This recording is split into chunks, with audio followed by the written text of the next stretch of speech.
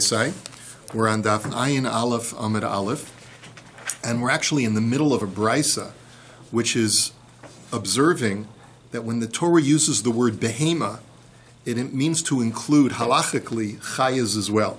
Behemas and chayas, the only difference, these are two terms. A behema is a domesticated farm animal, like a sheep or a goat, and a chaya is an animal of the wild, like a mountain goat or a deer, right? So halachically, they share the same halachas unless the Torah tells you explicitly not that way. And so the brisa basically says, anytime you find the word behema in the Torah, it's inclusive of chaya. Anytime you find the word chaya in the Torah, it's inclusive of behema. So we're up to the fourth line of the Gemara in Daf Ayin Aleph Amid Aleph. Behema chaya bichlal behema minalan.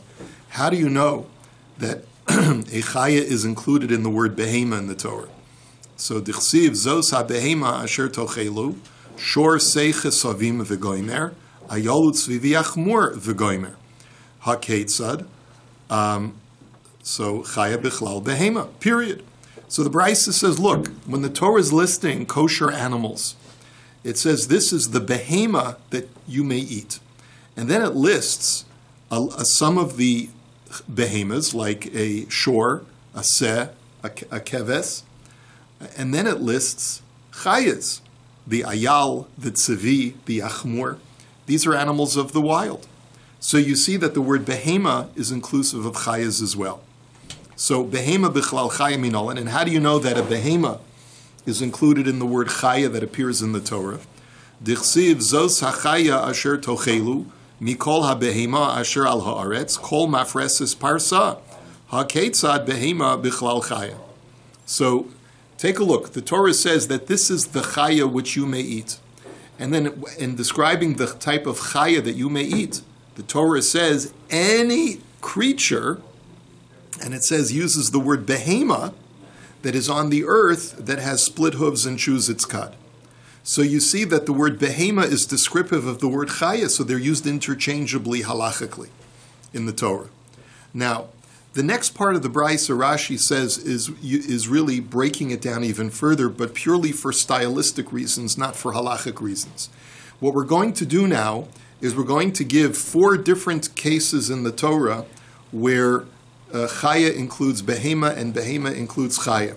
The reason why we gave previously 2 examples, but now we're breaking it down even further, and we're saying you can break down where the word behema includes chaya, one for behema tahora and one for behema tameya. You can give examples where the Torah uses the word chaya and includes behema, one for a chaya tahora, a kosher species of chaya, and one for a chaya tameya, and one for a non-kosher, and the other one for a non-kosher chaya. So, and it's purely for stylistic reasons, because when the Torah says the word chaya, it includes all chayas, it includes all behemoths. When the Torah uses the word behema, it includes all behemoths and all chayas. But stylistically, the brisa wants to show you that the Torah is inclusive of both kosher and non-kosher animals.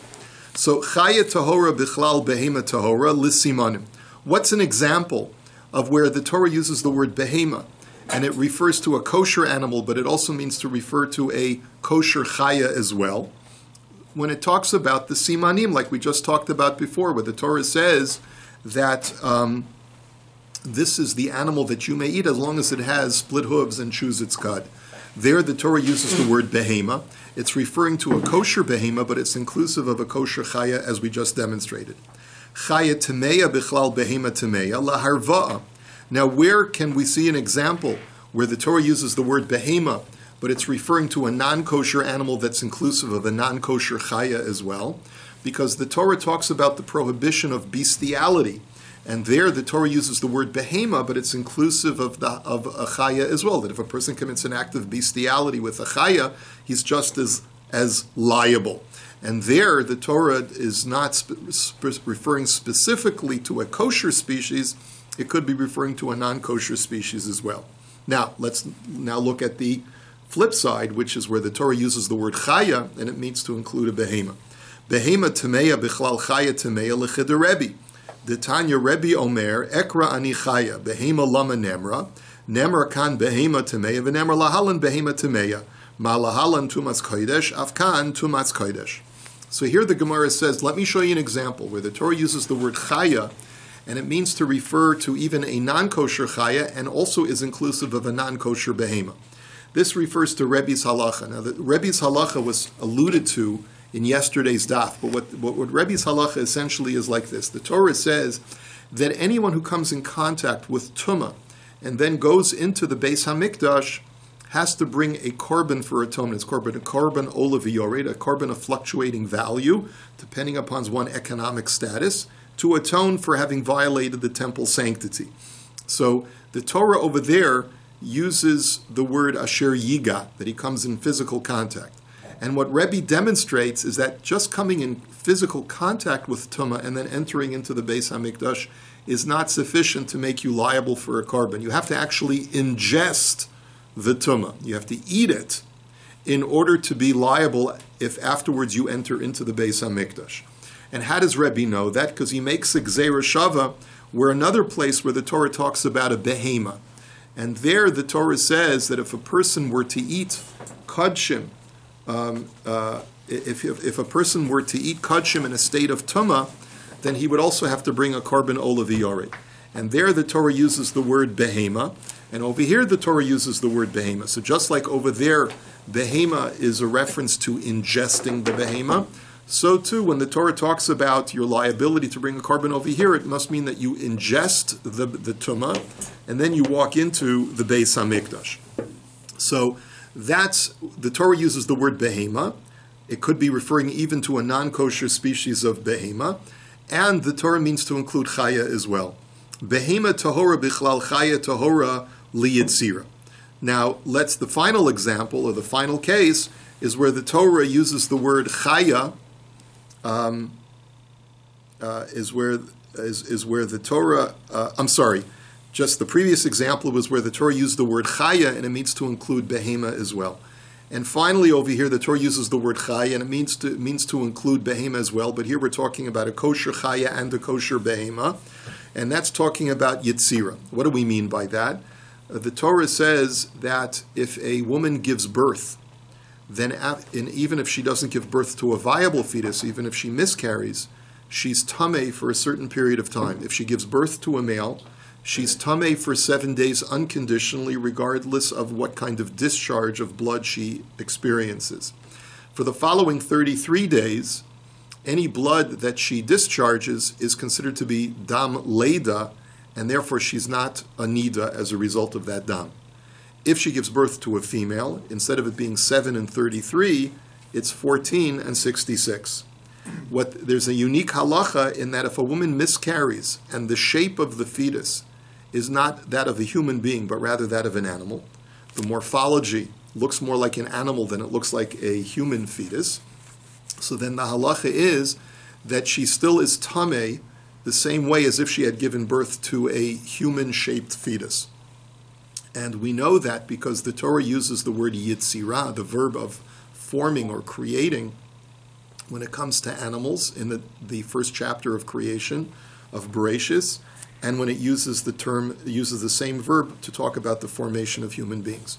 So therefore, we learn from that common verb that the halacha of tumah and tahara for a woman who's just given birth applies even when the fetus is shaped like an animal.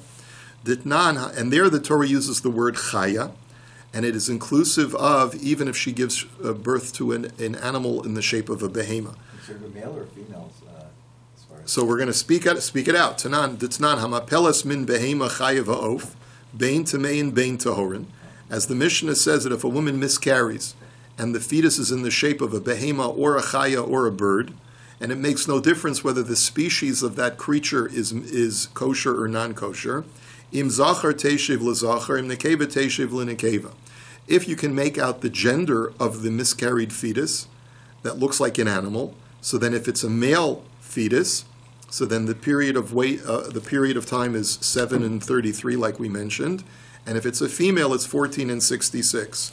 Eno yodua teshiv l'zachar v'lanekeva divrei Rabbi Meir.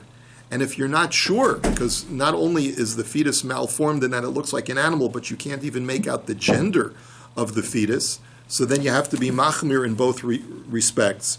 You have to treat her like a female in that any discharge that the woman experiences within the first 14 days, she's unconditionally tummy for the first 14 days no matter what. And instead of saying for the following 66 days, you have to be choshesh that maybe she gave birth to a male.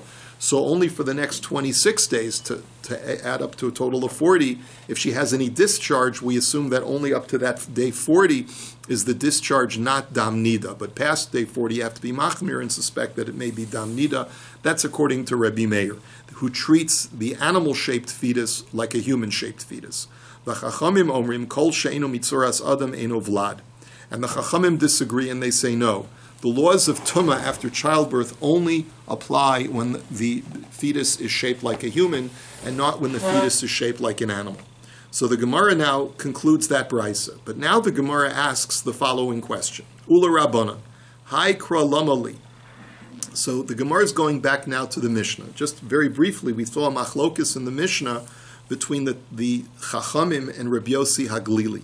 And the case of the Mishnah was, if an animal is pregnant with a fetus, the fetus dies in utero, and the shepherd sticks his hand into the uterus and comes in contact with his hand to the dead fetus.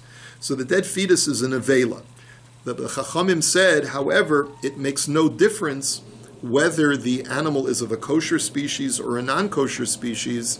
The dead animal in utero does not transmit tumah to the shepherd. Rabbi Yossi Haglili disagreed, and he said it depends. If it's a kosher species, it does not transmit tumah to the shepherd. If it's a non-kosher species, it does transmit tumah to the shepherd.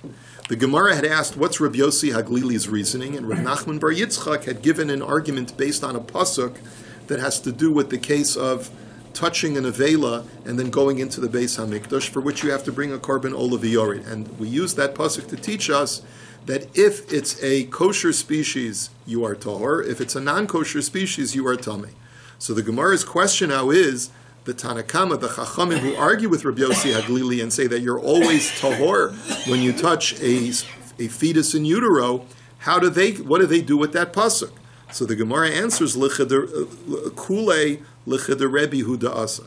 The Chachamim will tell you, yes, there is verbiage in that pasuk about the person who comes in contact with an avela and then walks into the Beis HaMikdash, but we use that extra verbiage for Rebbe's halacha, which is to teach me that you can't just come in physical contact with an avela in order to be liable for a korban olav yored, but you actually have to ingest the animal and then go into the Beis HaMikdash in order to be liable for a korban olav yored.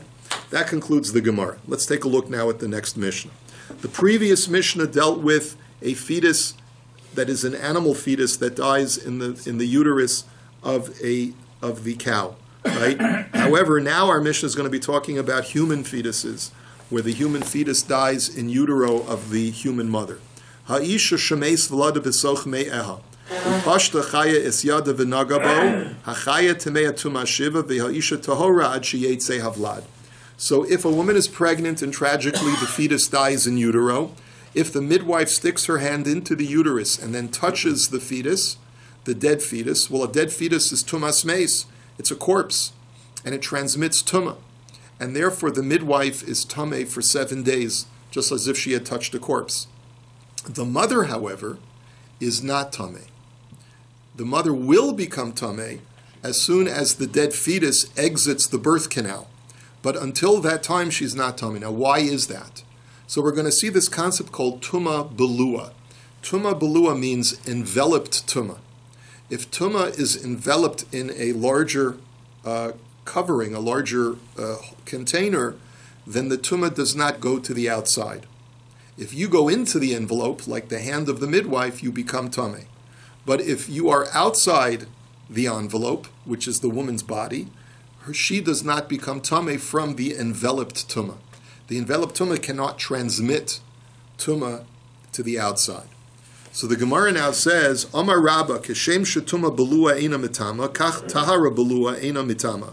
So Rabba now tells me a halacha, and he says, by the way, this halacha is independent of our Mishnah. He was giving shir one day, and he said that just like enveloped tumah does not transmit outside the envelope, So too, if you have something that is tohor, that is enveloped, it is protected from contracting tumah if there is tumah outside the envelope. So let's explain. Tumah belua minol, and how do you know that enveloped tumah does not transmit tumah? Now, the Torah is talking about eating carrion, okay? And in the case of where a person eats carrion, the halacha is that once you eat it, you become tameh, a nevela.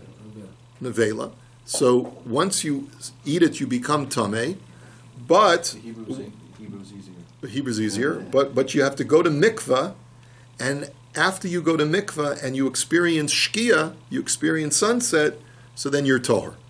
Now, milo askinan da'achal samach lishkia sachamu kamar achmana tohar. So the Gemara now says, now wait a minute. If I swallow, I take a chunk of nevela, I swallow it whole. It's now in my belly. What if before it has a chance to digest, I literally 60 seconds before shkia, I swallowed a chunk of nevela, swallowed it whole, ran to the mikveh, got out of the mikveh before shkia. Now, shkia is now, I'm tohar now, right? So I went to the mikveh, I experienced shkia, I'm tohar. But what about that piece of meat that's still whole inside my belly? Why isn't it re-mitame me?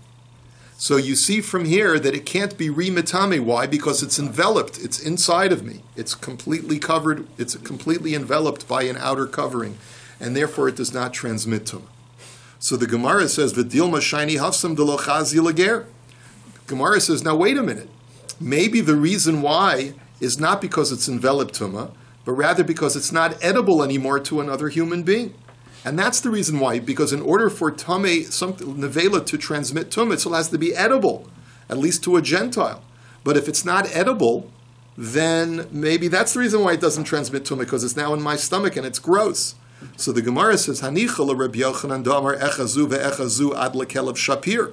So the proof makes sense only according to Rabbi Yochanan, because he says that nevela continues to transmit tumah until it becomes so inedible that even a dog wouldn't eat it.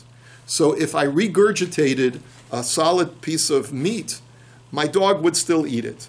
And therefore it still transmits tumah. So therefore the only conclusion must be is that because it's tumah belua, it's enveloped tumah, that's the reason why it doesn't re-mitame me. Ela labar peda da'amar tumah chamur leger, the tumah kala ad lekelev mishum de lo chazi legerhu. But there's a machlokes. Bar peda argues with Rabbi Yochanan.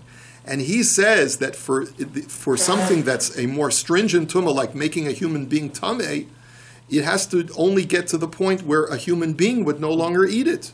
Not that a dog would no longer eat it. As long as a human being would no longer eat it, it does not transmit tumah. So maybe that's the reason why once I swallow a piece of nevela, it can't re-mitame me, not because it's enveloped tumah, but rather because it's inedible to a non-Jew.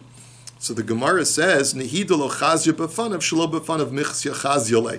It's a little bit of an unseemly kind of answer. The Gemara says, well, if I regurgitate a whole piece of meat, I will grant you that if the person saw me regurgitating, he wouldn't eat it. He would consider it inedible. But what if he never saw me regurgitate it? It would just be, hey, what's that juicy looking piece of meat? Yeah. Which is an old joke about a bowl of chili that I won't go into right now. But anyway, but it's the same idea. In other words, the point is, you don't know what they did in the kitchen before the waiter put it on your plate. So therefore, and it still looks perfectly good. So therefore, the Gemara says that even if you swallowed something and then regurgitated it, as long as you hadn't started digesting it yet, it would still be edible to a human being, and therefore it should transmit tumah. The fact that it doesn't, it's not re-mitame you, means that it's because it's tumah belua. Now, ashkechan tumah belua, tahara belua minum. Okay, so you've proven to me the point that if something is tummy and it's enveloped, this doesn't transmit tumah. How can you prove that if something is tohar and it's enveloped, it cannot contract tumah from the outside? Kal v'chomer. So the Gemara says it's a logical argument. Umakli cheres hamukav tzamid pasil she'eno matzil al tumah shebesochu milatame. So the Gemara says, I'll make a kal v'chomer from an earthenware vessel that is sealed, that is completely sealed on the top.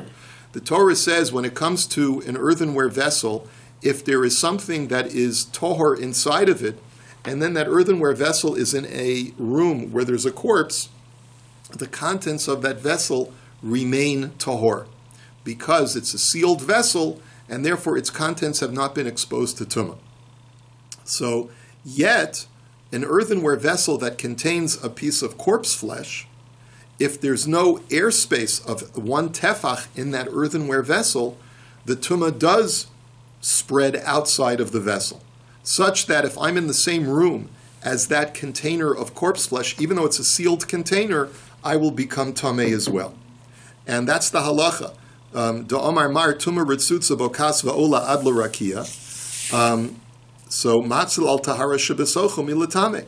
He says, and I know that because we learned, the master had taught, one of the earlier rebbeim had taught, that if you have tumah, like a piece of corpse flesh, that's in a container that doesn't have a tefach of airspace in it, that tumah goes all the way up to the shamayim, it goes all the way down to the center of the earth. In other words, the tumah completely spreads. So and yet the earthenware vessel will protect its contents from becoming tameh if it's tohor inside. So Adam, shematzil al tumah shebesocho milatame, eno din shematzil al tara shebesocho milatame. So I've just proved to you that if a human being is enveloping something that's tameh, he protects the tumah from getting out. Surely he should be, that shows that he's more powerful than a kli cheres, and therefore if a kli cheres can protect its contents from becoming tameh, surely a human being can protect the enveloped contents inside their body from becoming tameh. But the Gemara says, oh, wait a minute. Malik kli cheres shekain ein mitame migabo, tomer ba'adam shemitame bigabo. But there's a certain stringency to a kli cheres that doesn't exist by a human. A kli cheres, if there, in other words, or a certain sort of stronger aspect of tahara by a kli cheres. What do we mean by that? If a sheretz touches a kli cheres on the outside of the vessel does not become tameh. But if a sheretz touches the exterior of a human being's body, the human being does become tameh. So maybe that's the reason why a kli cheres is more protective. And maybe you can't make a kal v'chomer from a kli cheres. So the Gemara says, Atu anon migabo kamrinan mitocho kamrinan. Adarabba kli cheres chamor shekein metame me'aviro. So the Gemara says, one second, we're trying to prove the point from the interior of the two, the interior of the kli cheres compared to the interior of a human being's body. And when you compare the interior to the interior, you see very clearly that a kli cheres has more attachment to tumah than a human body does. Why? Because a kli cheres in the interior, there's a halacha that if you lower tumah into a kli cheres, into the airspace of a kli cheres, such that, let's say you take a sheretz, you tie it to a string, and you lower it into a kli cheres. It never touched the walls of the vessel, but just being in the airspace of the vessel makes the entire vessel tameh. And by a human being, such a halacha doesn't exist. If you were to lower a sheretz into the body of a human being, let's say lower it into his mouth without it ever touching the sides of his mouth, the human being does not become tameh.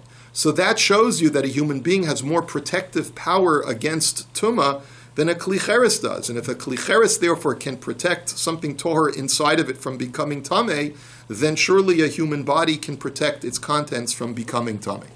Okay, ashkechan balua dilamayla, balua dilamata minolan. So here's another gross question.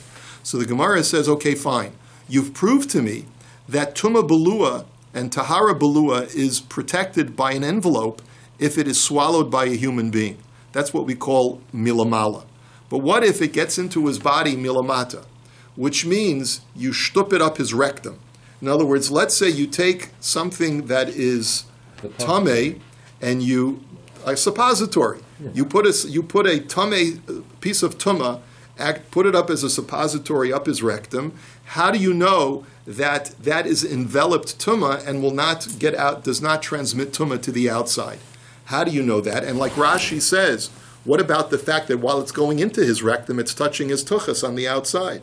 So Rashi says, let's say you take a tube and you insert it into the rectum and you put the tumah through the tube.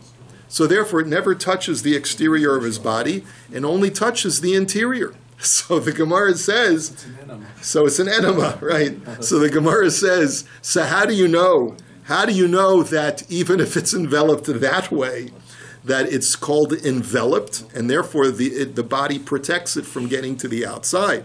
So the Gemara says, Kal v'chomer, Uma lamayla she'eno oseikol matzil, lamata she'oseikol eno din shematzil. So the Gemara says, I'll make a logical argument. The mouth, which is normal entry point for swallowing, for getting something into your body, is not the point of digestion. There's no breakdown, no significant breakdown of the food by inserting it in the mouth. Where does the significant digestion take place? Only when it's down into your stomach, into your kishkas. So since the rectum is right there by the kishkas, it only makes sense that that's the digestive area of the body. So if the mouth, which keeps the food primarily intact, is considered to be a proper envelope, then certainly the area that's closer to where it becomes broken down by digestion surely should act as a correct envelope. So the Gemara says, Klum oseiko lamata el al yedei maila. But the Gemara's question is, but wait a minute, that's not a fair argument, because how does food get digested? It only gets digested by you swallowing it from the mouth and then letting it go into the kishkas. If you stick something up the rectum, it doesn't get digested that way. So that's not a good argument. So the Gemara says, no, afilu hachi ikol dilamata rav. The Gemara says, nonetheless, it's proximal, that's the way I'm understanding the Gemara, its proximity to the digestive area of the body makes it's closer, and therefore it is considered to be more of a protective envelope, because that's where the food gets broken down. And the place where food gets broken down is considered to be more of a place where it creates a barrier between the inside and the outside. Bob. What about the inner walls of either the sheretz or the stomach? I mean, are those, the envelope outside the envelope is protected, but what about the inner wall itself of the envelope? So the Gemara seems to be saying, first of all, a human body, either the totality of the body is tameh or the totality of the body is tahor. You don't find, at least not biblically, a concept where only a portion of the body becomes tameh. So a human body, if the body itself is not tameh, so then the intestine can't become tameh. Right? But by a klicheres also, either the entirety of the klicheres is tameh, or the entirety of the klicheres is tahor. And that's the argument of the Gemara. That is, if the klicheres, by the way, a klicheres that contains tumah, the tumah does spread to the outside, right? But when it comes to inside a body cavity, so then since the human being is not tameh as a result of the tumah being tumah belua, it does not transmit tumah even to the internal organs as well. In other words, the principle is that now there is an argument to be made that perhaps it's not metameh the outside because it's not touching a significant part of the body. But Rashi says that's not what the Gemara is arguing. The Gemara is arguing is that by virtue of the fact that the source of tumah is enveloped, means that the tumah radiation doesn't radiate. That's the point. Okay. Now, Ashkechan balua da'adam balua de behema minalan. So the Gemara now says, okay, that's all very, very well and good that we find that a human that envelops tumah protects it. And the same thing with tahara. What about an animal body that envelops tumah or tahara? How do you know that acts as an enveloping tumah? Kal v'chomer, so I'll make a kal v'chomer. Uma adam shemetame mechayim matzel bebalua, behema she'ena metame mechayim eno din shetatzel bebalua. So the Gemara says, well, it's a logical argument.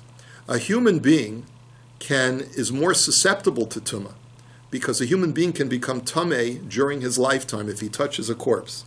An animal, halachically, never can become tameh while it's still alive. So despite the human being's susceptibility to tumah, his body still acts as an appropriate envelope for tumah. So then surely an animal which is less susceptible to tumah, surely its body should act as a proper envelope to prevent tumah from spreading. But the Gemara says, but that's not necessarily correct, because Mala Adam Shekain Tzarech Shehiyah Beveis HaMenuga, Tomar Bebehema Shenetzricha Shehiyah Beveis HaMenuga. So the Gemara says, but here's an example, a counterexample, where an animal is more susceptible to tumah than a human being. And what is the case? there's a halacha that if you walk into a leprous house, you become tummy, right? And the same thing is true for an object that walks into a leprous house and becomes tummy. The exception, however, is that if I'm wearing clothing, my clothing does not become tummy immediately. It only becomes tummy after I tarry in the leprous house for the amount of time that it takes to eat a half a loaf of bread, which we call bichdei achilas pras. So you have to wait a few seconds, right? Now, if an animal is carrying fabric on its back, let's say it's carrying a box of jeans on its back, and it walks into a leprous house, the animal doesn't have to tarry there for bichdei achilas pras. The fabric becomes tamei immediately. So you see that we're more machmir for animals carrying fabric than we are with humans carrying fabric. And maybe that's the reason why the kal v'chomer wouldn't apply. Just because a human body protects from tumah doesn't mean that an animal body would protect from tumah. So the Gemara says, Behema denetzricha shiyas beveis hamenuga l'mai hilchasa. I'm sorry, Behema denetzricha shiyas beveis hamenuga and l'mai hilchasa. The Gemara says, what's the practical application of what we just said? L'kelim shal gaba, adam nami lo boy. But the Gemara says the practical application is if an animal is laden with fabric or other utensils on its back. But in that situation, a human being also, the kalim would become tummy immediately, and he wouldn't have to tarry in the house. Why is that? Hanichnas lebeis hamenuga v'kelav al kseifa v'sandala v'tabosav biyadav hu v'hein tamein miyad hayalavush kelav v'sandala b'ragla v'tabosav v'etzba'o hu tamei miyad v'hein taranat shiyasha b'chdei achilas pras. As the Mishnah Negoim says, that the only time that it takes a few seconds for your clothing to become tamei is if you're wearing your clothing, and you're wearing your ring, and you're wearing your shoes. Then by walking into the house, you become tamei right away, but your accoutrements, your clothing, you have to wait a few seconds before it becomes tamei. But if, let's say, I'm carrying my clothing, I'm carrying a jacket, I'm not wearing it, and I walk into the house of a leprous house, so then my jacket becomes tummy immediately the same moment that I become tummy. So in that respect, animals are no different from humans. Animals don't wear clothes, they carry clothes. So just like when a human being is carrying clothes, the clothes become tummy right away, so too when an animal carries clothes, the clothes become tummy right away. There's nothing more chamor of tumah that applies to an animal more than it applies to a human being. Of course, we're not counting Fifi, who wears, right? Yeah, yeah. So the French poodle that walks around with gloves, right? But anyway, the Gemara, and then the Mishnah elaborates and it says, Paschitim velo pasaorim meisav ochel beliftan.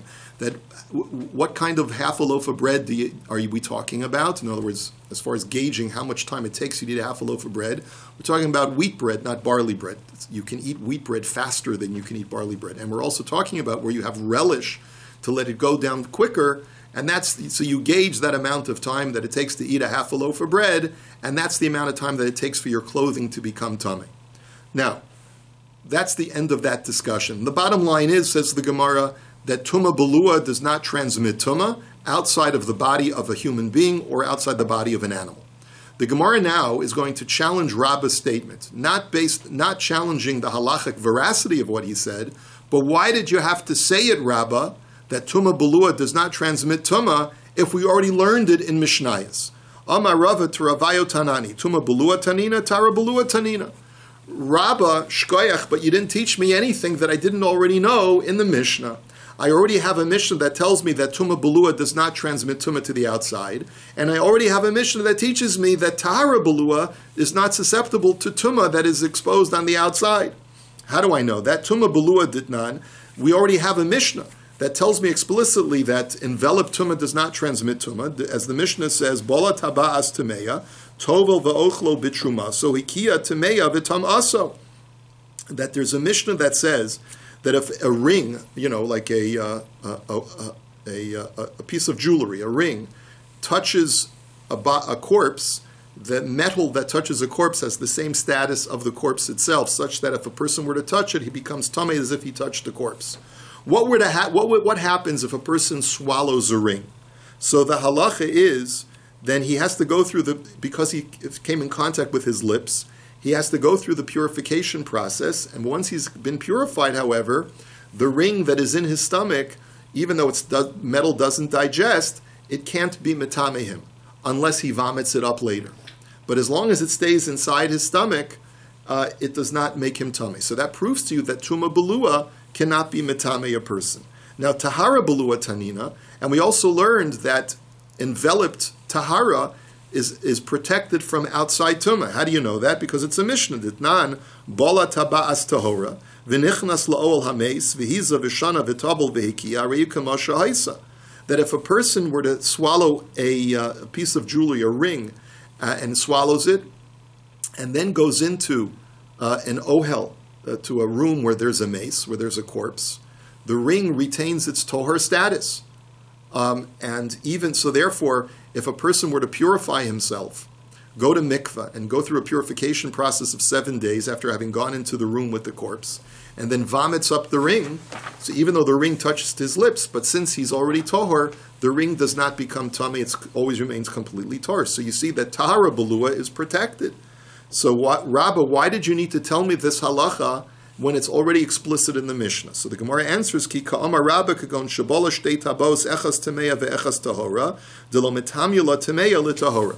And the way Rashi explains this answer is as follows. If I would have only had the Mishnayos, I might have thought that the reason why Tuma Belua does not transmit Tuma is not because enveloped Tuma, that when it's enveloped, the radiation of Tuma stops, but rather I would have thought that it's not touching a surface that is susceptible to Tuma, that the intestines are not susceptible to Tuma because it's not the exterior of a person's body. And that's the reason, perhaps, why it's not Tummy. But you needed Rabbah to come and tell you, no, it's got nothing to do with the surface that it's touching. It's the fact that the Tumah is enveloped, or the Tahara is enveloped, that prevents it from going out any further. And the proof of that is, says Rabbah, is let's say a person were to swallow 2 rings. One is Tohar and one is Tameh. So he swallows the Tameh ring, goes down into the belly. Then he swallows the Tohar ring, and then you hear a cling inside his belly. They're touching each other. In that situation, Rabbah's point is that even the internal ring is not Tameh. Because once Tumah is enveloped, it loses its radiation power to make other things Tameh. So even though it's in the same stomach and it's touching the Tameh ring, that's what Rabbah is pointing out, is that the Tameh ring cannot be Metameh, the Tohor ring. And the Gemara says, "V'ha'uber v'chaya d'cheshtei tabos damu v'kametame la'uber l'chaya." Now let's go back to our Mishnah. Our Mishnah had said that if you have a dead fetus in the uterus and the midwife touches the fetus, then she becomes tameh. If your contention is that Tumah Belua does not radiate Tumah at all, why then should the midwife's hand why should she become tummy just because she's touching an enveloped fetus? It should not be mitame. So the Gemara answers, and with this we'll finish, Amar Rabba shiny uber hol v'sofo lotzes. The answer is because a dead fetus is different from a tummy ring. The tummy ring could stay for an indefinite amount of time inside a person's body. It's not going to invariably come out of the body. It could stay there for years. But a fetus that has been aborted, an aborted fetus, must exit the birth canal. In other words, the body will ultimately reject the fetus and it'll have to come out of the body. And therefore, since it's destined within a very short period of time to exit the body, it doesn't have the same kind of aborted radiation of tumah as a normal tumah belua. And therefore, even though the mother herself is not going to become tameh until the tumah exits, but since it's destined to exit through the birth canal, touching it even when it's in utero will make the midwife tameh. And with this, we'll hold it for today.